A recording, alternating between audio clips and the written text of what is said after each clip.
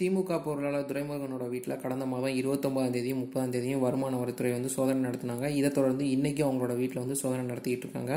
தன்னுடைய மகன் கதிர் ஆனந்த் தேர்தலில் ஜெயிப்பாருன்னு அரசியல் அடிப்படையில் தான் இந்த வருமான வரித்துறை சோதனை நடக்குதுன்னு துரைமுருகன் சொல்லியிருக்காரு. இதை தொடர்ந்து துரைமுருகனும் அவரோட பையனும் சென்னை ஹைகோர்ட்ல முறையீடு ஒன்று தாக்கல் பண்ணியிருக்காங்க.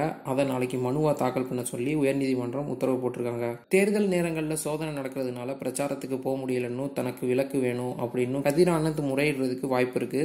இது ஒரு பக்கம் இருக்கையில் வேலூர் பள்ளிக்குப்பத்தை சேர்ந்த ஒரு பிரைவேட் சிமெண்ட் குடோன்ல பண மூட்டைகள் பறிமுதல் செய்யப்பட்டிருக்கு. பண மூட்டைகள் மேல வார்டு நம்பர் எழுதியிருக்காங்க. அந்த வார்டு நம்பர்ஸ்லாம் வேலூர் தொகுதியை சேர்ந்ததா இருக்கு. இதை தொடர்ந்து இந்த சிமெண்ட் ஆலை யாரோடதுன்னு சோதனை பண்ணி பார்க்கும்போது பூஞ்சோலை சீனிவாசன் அப்படிங்கிறவரோட பேர்ல இருந்திருக்கு. இந்த பூஞ்சோலை சீனிவாசன் யாருன்னு பார்த்தோம்னா திமுக பொருளாளர் துரைமுருகனோட ஆதரவாளர் தான். இதை தொடர்ந்து அவரோட வீட்லையும் சோதனை பண்ணி பார்க்கும்போது பணம் பறிமுதல் செய்யப்பட்டிருக்கு. 10 லட்சம் ரூபாய்க்கு மேல பணம் வெளியே போகுது அப்படின்னாலே அது யார் மூலமா போகுது அப்படிங்கிற டீட்டெயில்ஸை அதிகாரிகள் தேர்தல் அதிகாரிகள் கிட்ட சொல்லணும். ஆனா இந்த இஷ்யூல யார் பேருமே அடிபடாததுனால இதுக்கு துணை போன அதிகாரி யாரு அப்படிங்கிற சந்தேகம் நம்ம எல்லாருக்குமே வருது. இந்த பிரச்சனைனால அந்த சிமெண்ட் குடோனுக்கு மத்திய படை பாதுகாப்பு கொடுத்திருக்கிறதுனால அந்த இடம் பரபரப்பா காணப்படுது.